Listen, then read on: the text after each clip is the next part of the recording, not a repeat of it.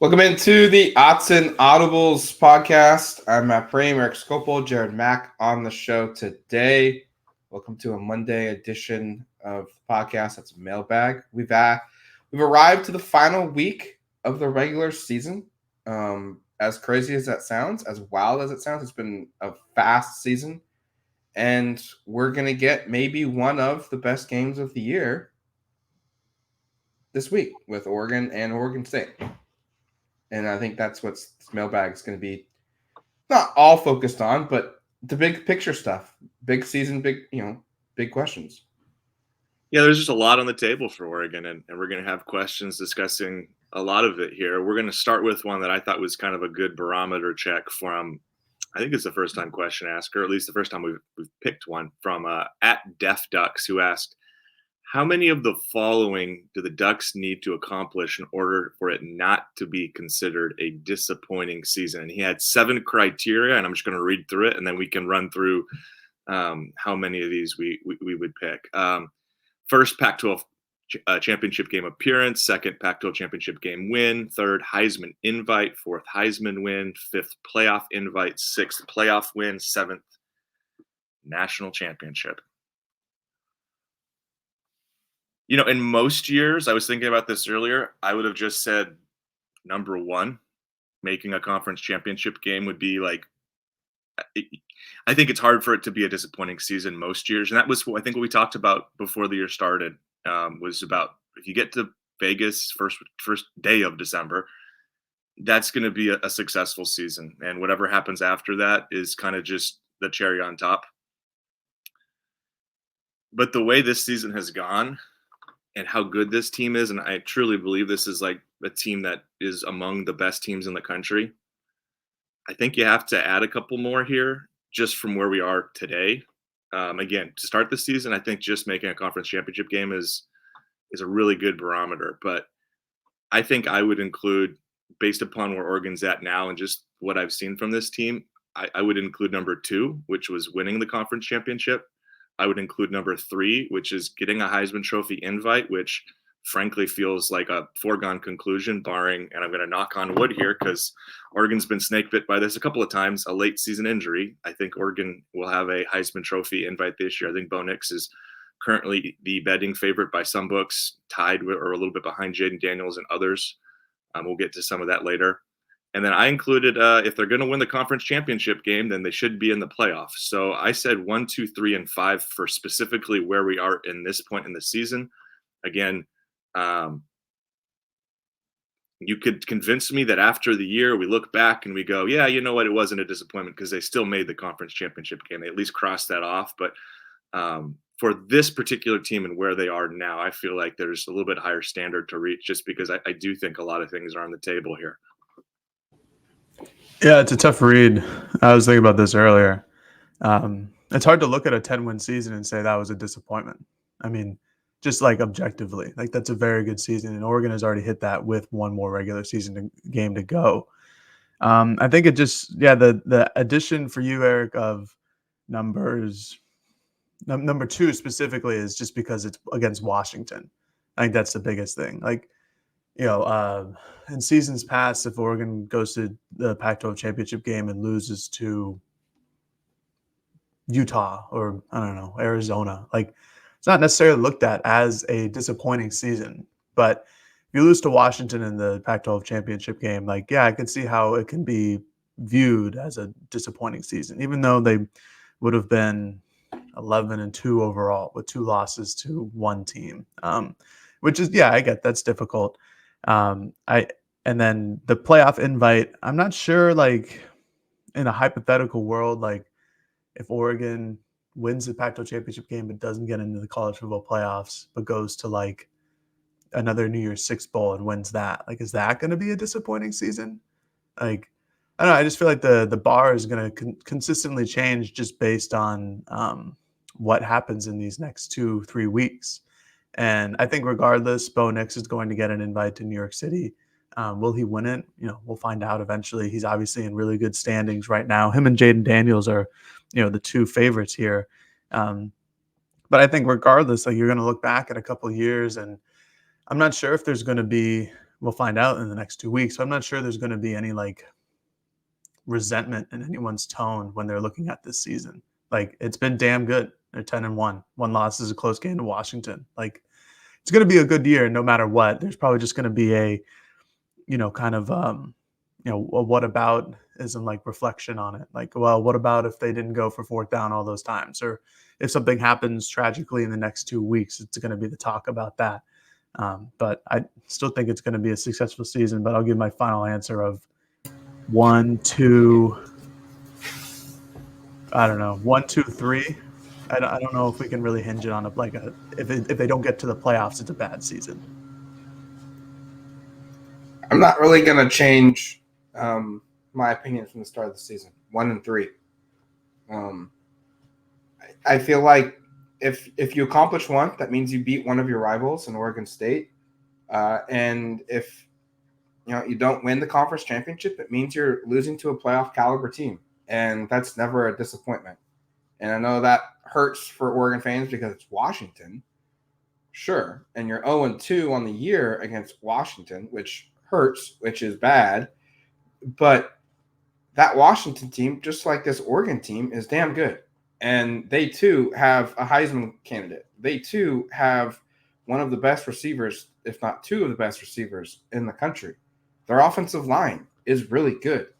The defense, while, yes, they are not as good as what Oregon has, like we saw against Oregon State, they rise up and make the plays when they're called upon, and they play really good football when the offense isn't clicking on all cylinders that year or that week. So while it would sting, like, I'm never really going to be disappointed that Oregon lost to a playoff caliber team. Like, that's the standard, and you played an equal and you lost. It happens. I thought Bo would be a Heisman candidate. I didn't think Bo would be this much of a favorite this late in the year.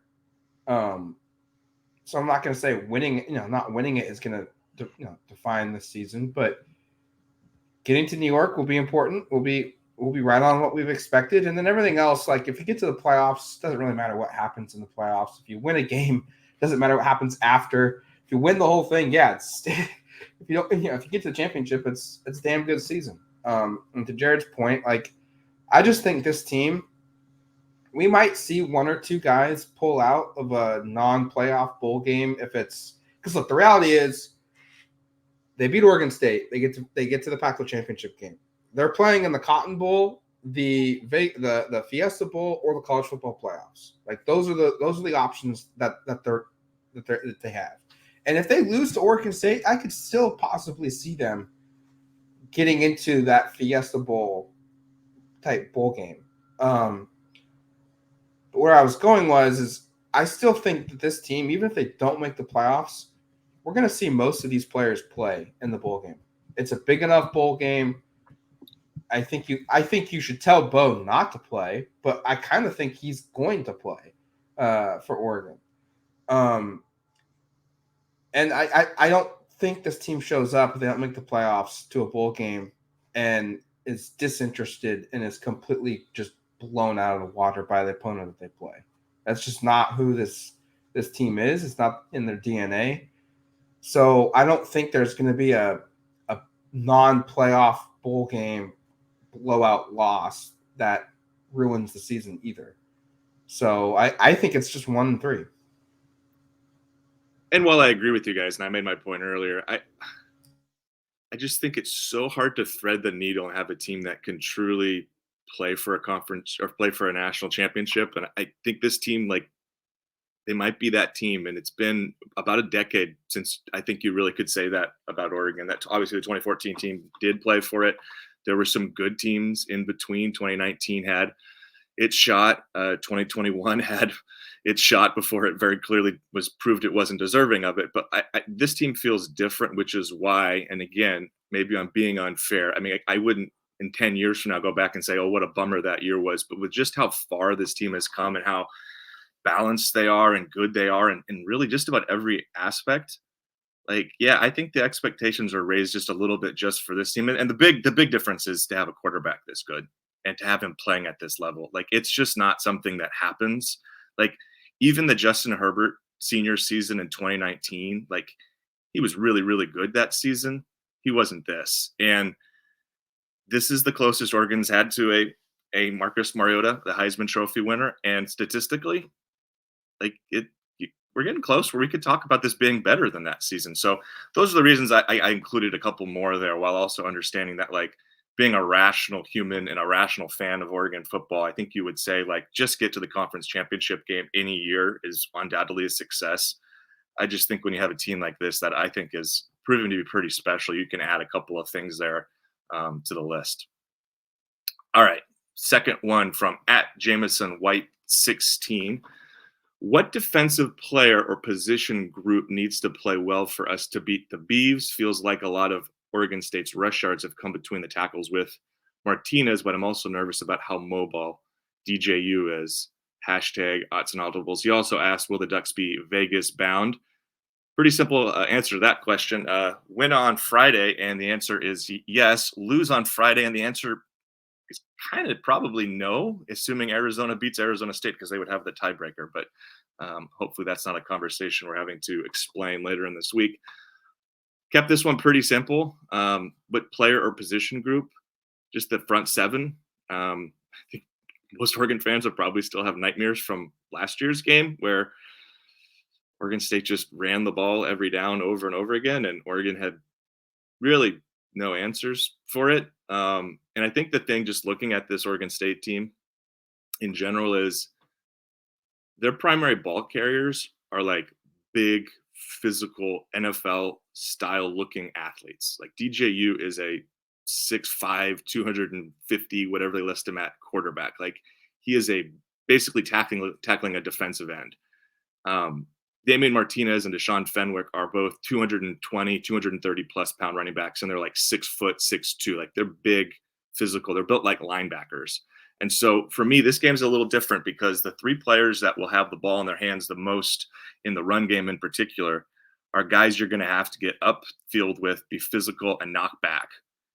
That's a little bit of a different challenge in terms of a run offense than what Oregon's had to face this year. So, yeah, it's just the front seven in general for me. We can get into more specifics as we go throughout the week, but I also wanted to focus on the fact that, like, the thing that would scare me here, if I'm kind of looking at, and there's a couple other things on this pod, delving into some kind of matchups, but that's the area that concerns me, is just those big physical players with the football, and the ability to push them back and stop them from falling forward. Because if this game becomes a game of inches here, those big, strong, churn kind of players like those three, I think, could give Oregon challenges, because we haven't really seen it this year. And Oregon at the second level at linebacker is going to be smaller than, like, just about every one of these guys we're talking about. Yeah, it's the front seven, and specifically linebacker. I don't really know if there's any other answers. Oregon State has a very good offensive line. This is something that we all just kind of come to expect from a Jonathan Smith-led team. It's a good offensive line. It's Elise Fuaga and Josiah Gray, a tackle and a guard. Those are their best, like, draft eligible guys. I've seen Fuaga in, like, the first round. I've seen Gray kind of flirt with the first or second round. Like, those are legitimate NFL prospects. And Damian Martinez is just a sophomore, so he's not a legitimate NFL prospect until next year, when he will be a legitimate NFL prospect. And we all know what happened last year. They blew a 21-point lead because Oregon State just decided to run the ball and Oregon couldn't stop it. Oregon brought in people to try and stop it single-handedly. No, not single-handedly, but their main motive was to not let that happen again. Their linebackers, every single one of them gained 20 to 25 pounds this offseason. Why? Because of Oregon State. They brought in Justin Jacobs, who's 6'4", 245 pounds. Why? To stop the run, because that's what Oregon State did last year. And that's what they're gonna try to do again, because despite having DJ Uiagalelei, they're still a run-heavy team. And I love DJU. I mean, I love that guy. I think he's so talented, but it just hasn't developed on paper. He had that good freshman season at Clemson and just hasn't happened since. And he's a big boy, and you're going to need big boys to bring him down, just like Eric said. And they're going to be run heavy, though. And if you can stop Oregon State in the first or second down and force them into second and third and long situations, it's going to be better. because I think Oregon State's weapons along the perimeter last year were better than they are this year. So it's all about stopping the run, and it's all about the front seven and what the interior guys can do and linebackers filling A and B gaps. So, yeah, it's just going to be an absolute physical fest on Friday. I don't really care what position group it is, but stop the run. And, that's Oregon's defense is simulated pressures, and we've seen it come from all over the place, whether it's from a passing situation, but all hands on deck to stop the run. I don't need to go beyond that. That's, the biggest group. That's the biggest thing for this win. Make DJU face 2nd and 9, 3rd and 8. Make him have to throw the football because, unfortunately for him, the reality is the more often he has to throw the ball, the higher probability a mistake happens, and that's what Oregon wants. If they get to 2nd and 4 or 3rd and 2, those are situations where they can just pound Damian Martinez and Fenwick and run the football really well behind those elite offensive linemen.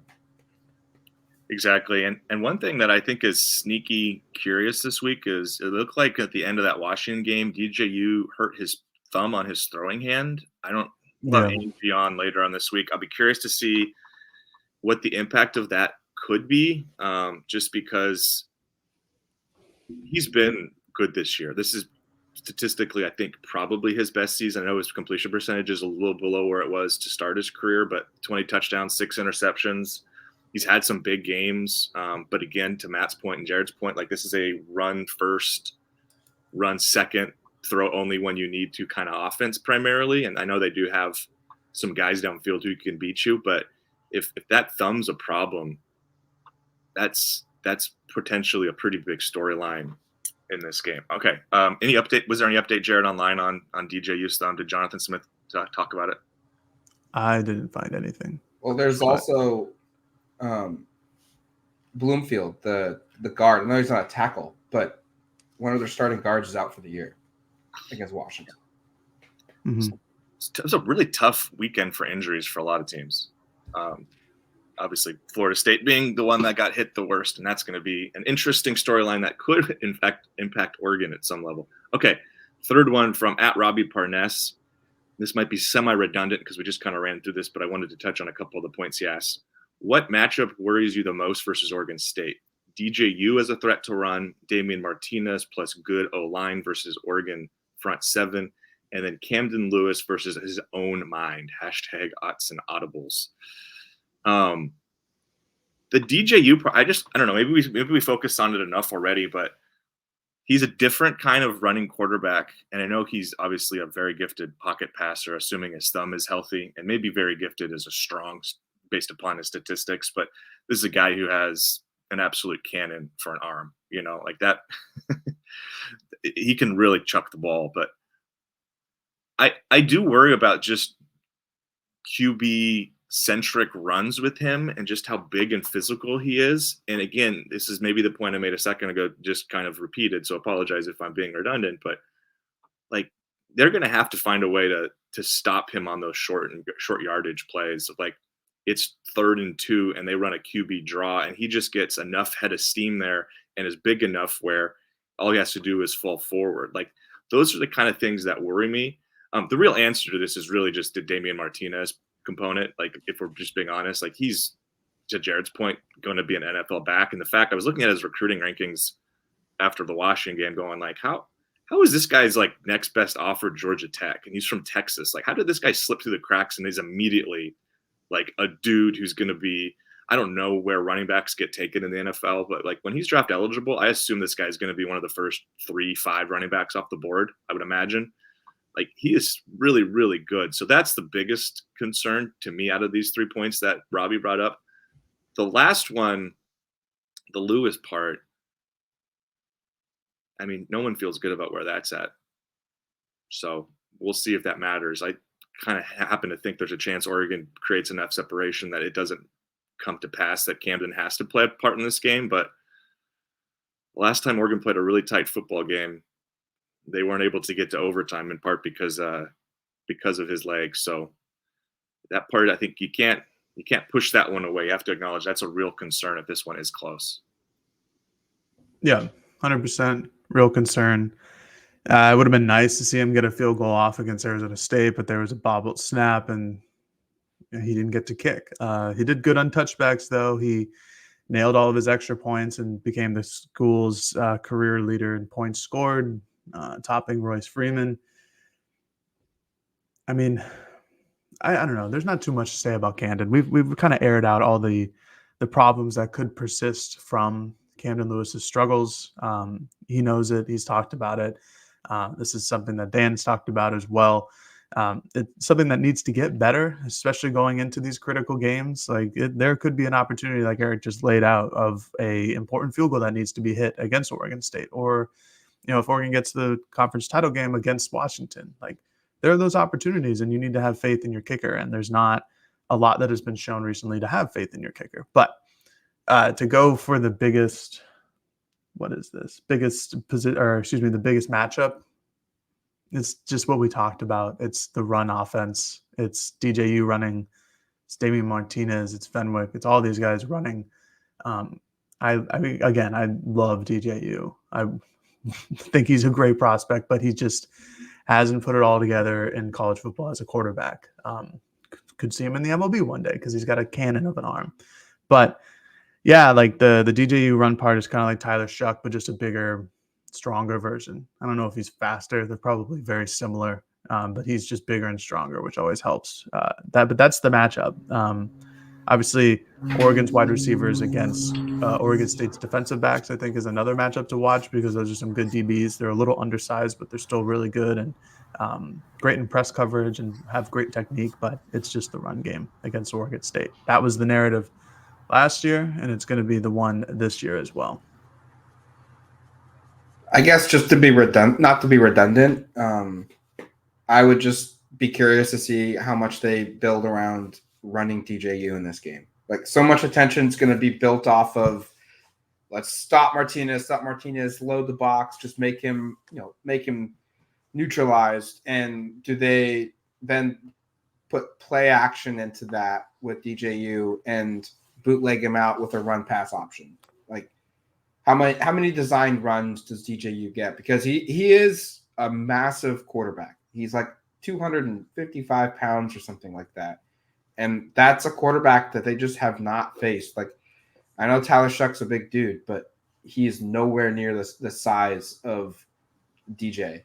And I just wonder how much we always see this late in the year. A new wrinkle pops up, whether it's Oregon or their opponent. And I wonder how much the focus being on Martinez and Fenwick and the Beaver offensive line creates a RPO type bootleg action with DJ. Shuck is the closest thing, but to your point, Matt, he's 30 pounds, 20 pounds lighter, something like that. It's just a little bit of a different animal. So the DJU part is really interesting. I was going to say DJU is like Ben Roethlisberger if he could run. Yeah. I mean, he's legitimately 20 pounds than Justin. Yeah, like Mateo is a defensive end, and he's only like 15, 20 pounds heavier than his brother. They're ginormous people. All right, that's going to do it for the first half of the show. Let's take a quick break. We'll come back and finish up the second half. All right, welcome back to the Autzen Audibles Podcast. 3 questions in, 2 more to go. Fourth one from a first-time question asker, my new favorite handle, at Mike Hamburger 1, asks, with this last week's game, Nix and Jayden Daniels seem to be the Heisman Trophy favorites. Do we think Nix has the edge and the committee will see through LSU's stat padding by leaving him in for the full game? Hashtag Autzen Audibles. I just wanted to pull up the Heisman odds here. They're kind of inconsistent in that there are a couple where Bo still is the favorite, but it's sort of did shift over the weekend, which surprised me a little bit just because statistically their games were very, very similar. I think from a passing perspective, basically identical. I think Jayden Daniels was 24 for 29 for over 400 yards and 6 touchdowns, and Bo was 25 for 30 for over 400 yards and 6 touchdowns. Jayden did run 2 in. to me, I've been thinking about this a little bit. What the case is or not for Bo here, and some of what I've been thinking about is when the third, Vegas betting odds candidate here is Michael Penix still. And by the way, he's not out of this by any means. Like, still very much in it. If you look at these Vegas odds, like it's kind of a 3-player race with Bo and Daniels a neck ahead. How does the West Coast voting split go? Like, I think that's the case for both Bo and Michael. Is you better be the decisive best quarterback on the West Coast, because there's going to be the SEC group, it seems like, is caping pretty hard for Jayden Daniels.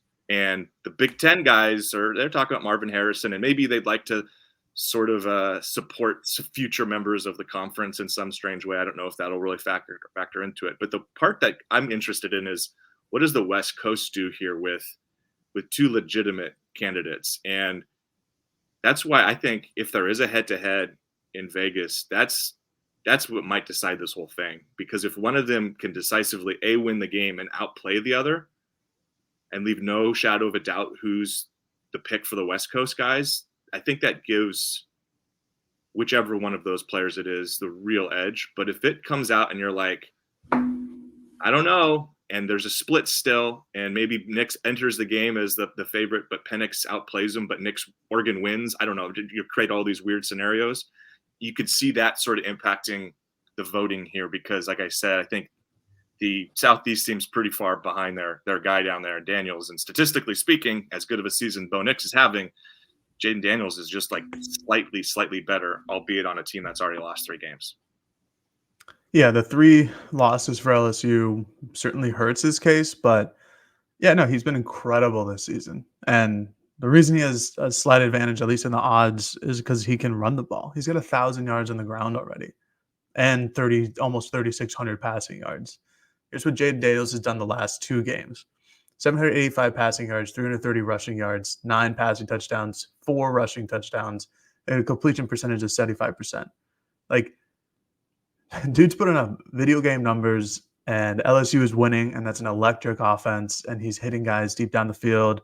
And honestly, it's a lot of fun to watch. I am surprised with how meteoric he's risen in the Heisman rankings, because it looked like, he's having a Heisman caliber season. And then last 3 weeks, he's jumped up to number 1 in some of the books and number 2 in other books, and ahead of Michael Penix in all of them. So I think that's pretty interesting. I think there's a real push to get him the Heisman. I'm not exactly sure why. I think it's because this year there's not like a very clear candidate. There's no elite quarterback on like an elite name brand team like a Georgia or an Alabama or Ohio State, like there has been in years past with Bryce Young and CJ Stroud and other guys like that, where it's like, okay, you have your biggest Heisman candidates and they're all on the East Coast. And that's, unfortunately for Oregon, that's just how it goes, is the East Coast bias. So I do think that the Pac-12 title game, if Oregon gets into it against Washington, is certainly going to be a determining factor. Earlier in the year when Washington beat Oregon and Michael Penix had that game-winning drive, that was his Heisman moment. And he jumped into the lead in all of the Heisman odds. And again, these are just odds. They're not nothing set in stone, nothing like that. But, he jumped up quite a lot and was the huge prohibitive favorite at that point. But weeks have gone by and it hasn't looked as good.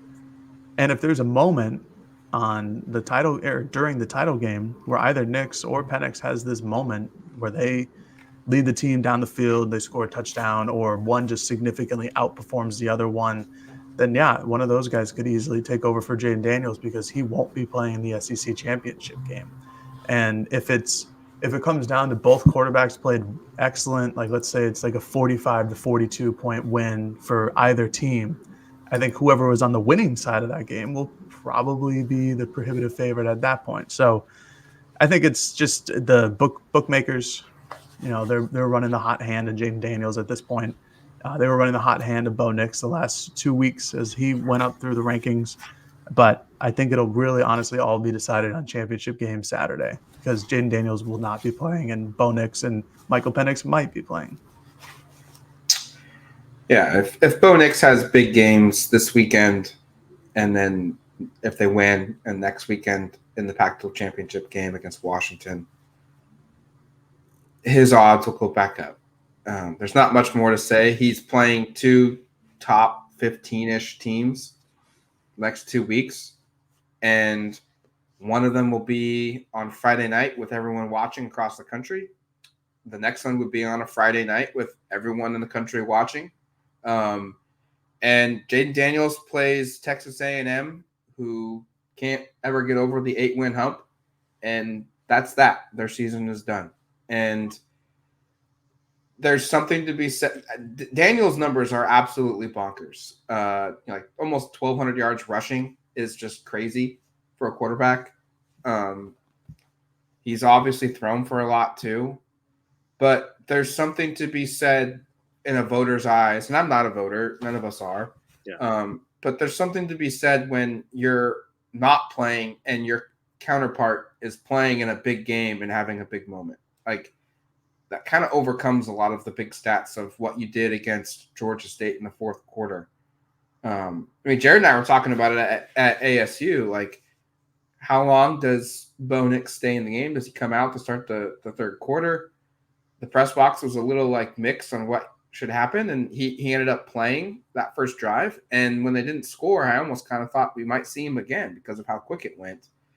But the fact that he's going to be playing against top 15 opponents, one of them will be a top 5 opponent, and playing for a conference championship. If Bo Nix has big games, he does, from a statistical average standpoint, what he's done the last 3 or 4 weeks over the next 2, he's probably going to go in as the odds-on favorite. And to Jared's point, like, he probably won't be the clear-cut favorite to win, but he'll be probably viewed as the favorite. I think Jayden Daniels' best case would honestly be if both Nix and Penix had bad games in the conference championship. Yeah. Like if it's visibly like it's the reverse, yeah. Exactly. Because to your point, yeah, like everybody's going to be watching that particular game, and LSU is going to be back home hanging out in Baton Rouge, and if it's a net negative for either candidate, that probably hurts. This is going to be fun to watch. It's going to be fun to follow. It's cool for Oregon to have someone legitimately in this race for the first time again in about a decade since Mariota won it in 2014. There have been some players who've had great individual seasons, but nobody who was like really even in the betting picture this late in the season since. So be fun to see what happens. All right. I had one more thing on it real quick. I think the race reminds me a lot of when Lamar Jackson won the Heisman. Like, that was a team that finished 9-4. But the other candidates to win the Heisman, it wasn't as strong as in like years previous. It was kind of like a shift in between gaps in college football at the quarterback position. But Lamar also put up incredible stats. He was like 3,400 yards passing with 20 plus touchdowns, and then he was like 1,600 yards on the ground with 16 to 20 touchdowns. Like, he was incredible on both ways. But I looked it up. He was going against Deshaun Watson and Baker Mayfield. Like, D.D. Westbrook finished 4th in the Heisman standings that year. Like, and then you jump to the next season, and then it's like the full Baker Mayfield effect at Oklahoma. Fun fact: Bryce Love did finish 2nd that year in Heisman voting. So that's a bit of an outlier as well. But then you have Saquon Barkley, and then there's Jonathan Taylor, and they're like, you can see guys moving up where it's like, okay, they're in their sophomore, now they're in their junior season. I think that's just kind of the case this time around. And that's not to diminish whoever wins it, but I think it's kind of in that weird world where there was no clear leader coming into the season, and there's still no clear leader now. But that's what's fun. That's what's been fun about this entire football season, is that there's just kind of chaos at the top, even though the top 6 has been the same for the last month. But there's chaos in college football, so it's fun. It's way better than the usual, like, I don't know, like Bama and Ohio State. But anyway, that's happening anyways, so not a lot of chaos. Bryce Love, man, that was a minute. That was a minute. Incredible stats too. He had 2,000 yards, I think. Yeah, 2,100 yards, averaged 8.1 yards a carry with 19 touchdowns. Yeah, I don't know. And then he came back the next year, and I think got hurt, and I don't know. That was a really weird career because it was like Stanford could do no wrong at running back, and it just felt like he was the next big one. And then I don't even know if he got much of a sniff at the next level.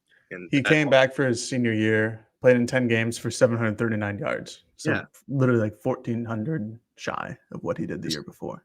Incredible. Weird career. But yeah, there was a moment there where everybody was like all on the Bryce Love is he the best player in college football bandwagon? And then and then here we are. I hadn't thought about that. And it wasn't even that long ago. It was like what was that? 2017. Yeah, like 6 or 7 years ago. Yeah, and I hadn't thought of that guy since. Okay. Let's close out the show with a question from @Ben Machuca08.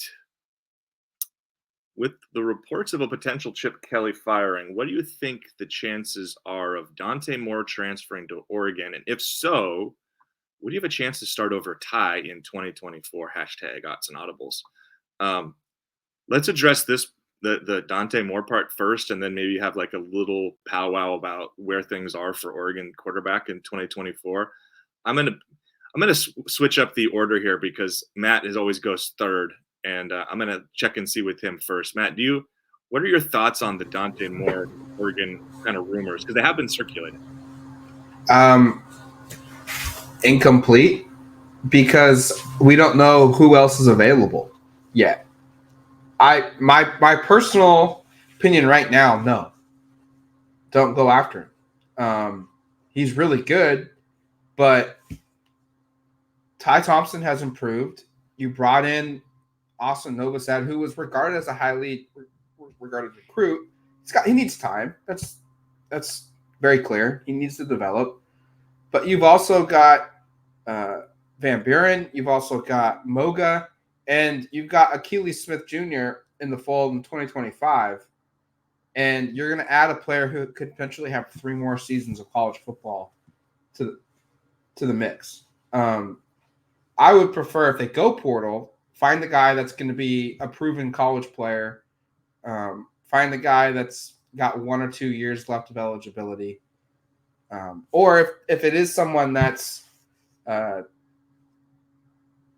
freshman, or someone that's a little bit younger, like Ehlers at Penn State would be someone that I would, I don't know if he's going into the portal or not, but like if you're going to bring in a freshman transfer portal QB, get one that's actually playing at a high level. Dante Moore has not played at a high level this season. He's had moments where he's looked really good, but he's had also moments that are atrocious. And I don't think you look at adding him and it says we're instantly better next season. You're kind of where you're at right now. You've already got this guy could be really good in Ty Thompson.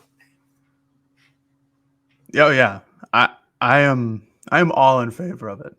Like, I think Dante Moore has a real chance to be special. And I know that he's had his ups and downs this season, but I think that's more of a situational thing at UCLA than anything else, because that's a bad offensive line. That's an interesting head coach philosophy.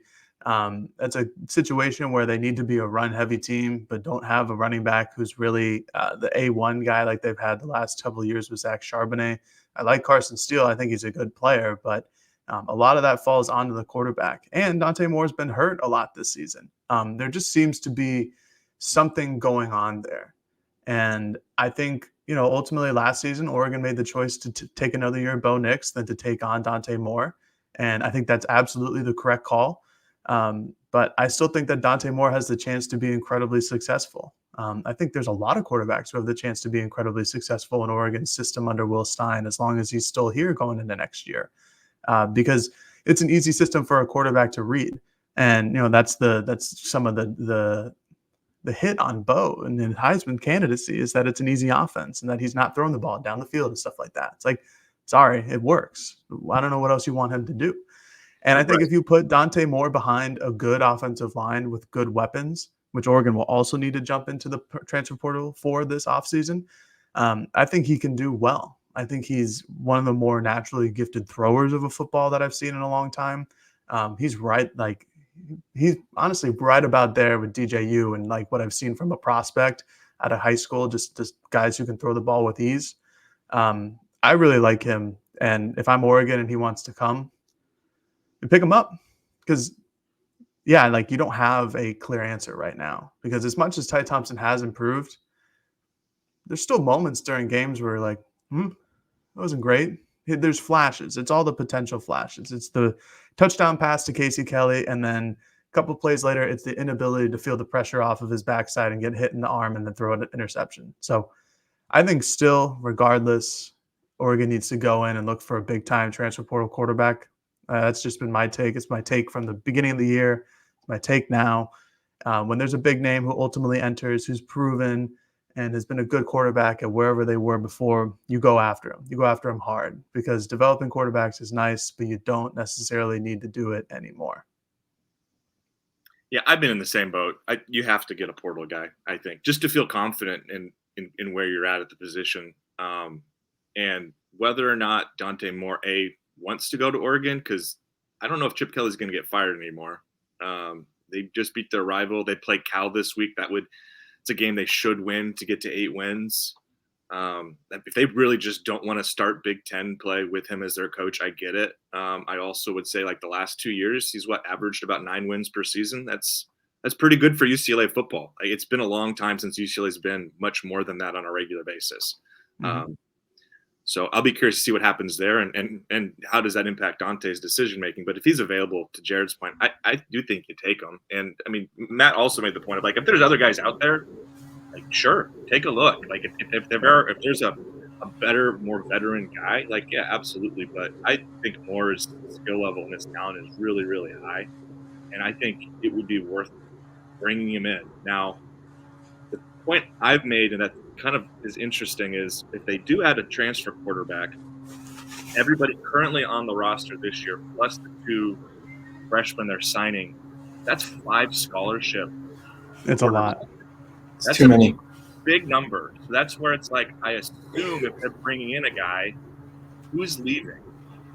Because is Ty leaving before? And he waited 3 years. He's not leaving like before they make a decision, I don't think. Like, he wants to play this thing out. He's been patient for a reason. And I don't think Austin Novosad just wants to bounce. Like, Will Stein is like one of his coaches who's been around him the longest. And then you have the 2 true freshmen are coming in. So I just go, that's the part where the math doesn't quite compute for me. But I do think they owe it to themselves to improve that position. They definitely would do so by adding a player from the portal. Yeah, I'm not against adding a portal player. I would just want to know, who are you picking Dante Moore over before you take Dante Moore? Because if a more proven player arrives into the portal, that should be the guy over Dante Moore. Find a guy that's done it before over a guy that's potentially done it.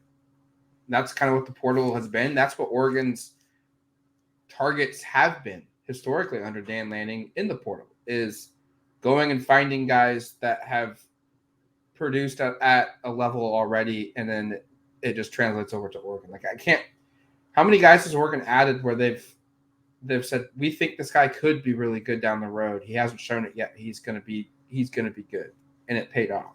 Like, almost every one of their ads has been a starter level guy from the portal. And I know Dante Moore is a starter level guy, but he's just been he's been so up and down that, like, yes, his measurables are really good. His high school tape is really good, but are you picking him over a proven quarterback that's also in the portal? I don't know. I would think they would take the proven guy, but I'm not Dan Lanning and Will Stein. The portal part, I mean, Bucky wasn't super proven when they took him. Like, right. There's been like Tez or Noah, like guys who are moving up a division in college football that are unproven. But go ahead, Aaron. Oh, no, that was the only point I was going to make, was like, I was going to point to Bucky as a guy who was like, we didn't really know what he was, and he's been awesome. But to Matt's point, like, yeah, I mean, if there is, like, I don't know, people have thrown around Cam Ward's name. Like, if Cam Ward was available, like, would you take Cam Ward or would you take Dante Moore? It's a good question, because I like Cam Ward too. I like him a lot, and he against Oregon, and he's had games this season where he's looked pretty special. He's been up and down as well. But he's a proven guy.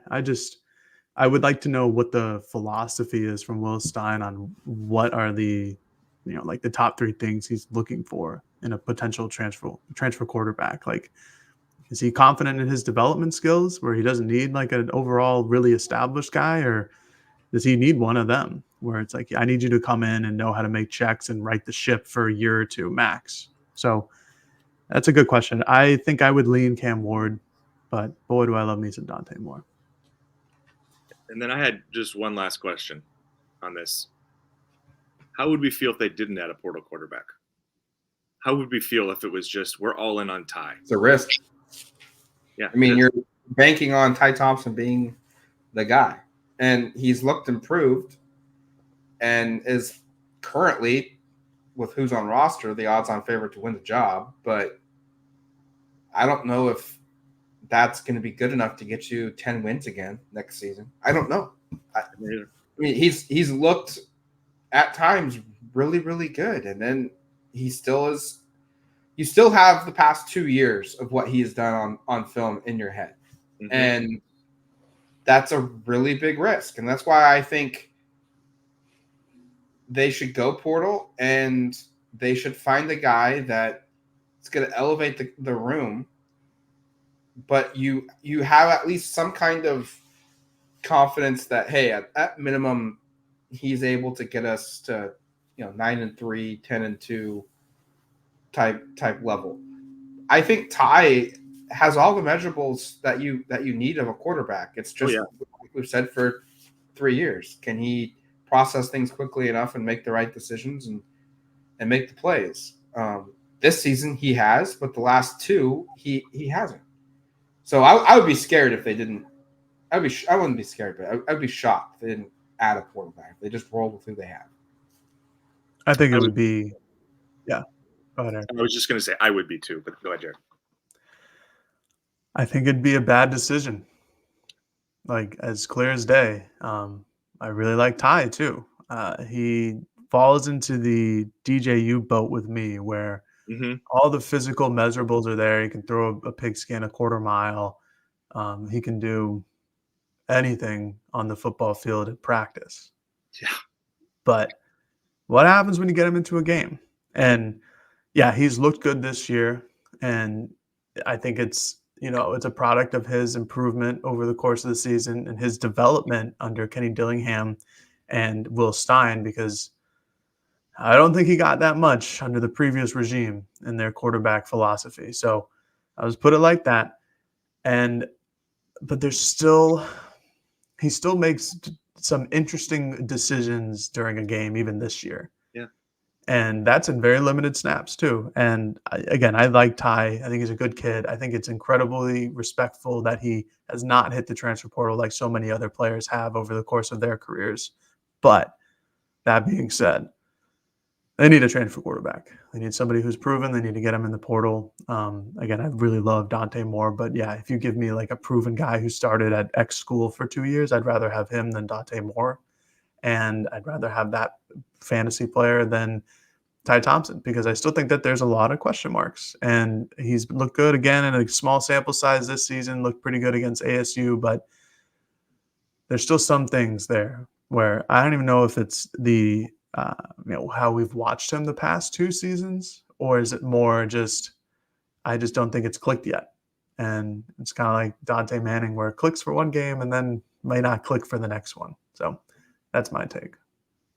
I'm happy you made the DJU comparison, because I made that same one to a friend. Not obviously they're not entirely same prospect, but the physical tools are you can't miss them. I mean, it's so obvious how gifted Ty is physically, and one of the few things I really enjoy watching at practice these days is just him warming up with long toss and just it's incredible. You can just fling it like 60 plus yards like it's nothing, but sometimes the guys that do that maybe don't do a lot of the other things so well, and that's like Joe Milton at Tennessee. Sure, I've never seen an arm like his throw a football. It's like it's incredible, and yeah, like Dante, and it's just. There are great highs and an unbelievable level of highs when those things connect, but it's the little things. It's the checks. It's the reads. It's the reading of defenses. It's what makes Bo Nix so damn good. is because he can do all the little things and then may not be the best at all the other things, but is pretty damn good. But because he can do the little things, he's damn good overall. All right, it's going to do it for us here on the Autzen Audibles podcast. Thank you for submitting the questions. Thank you for listening to the show. We'll be back tomorrow with a early preview of Oregon versus Oregon State with Dan Lanning, player comments.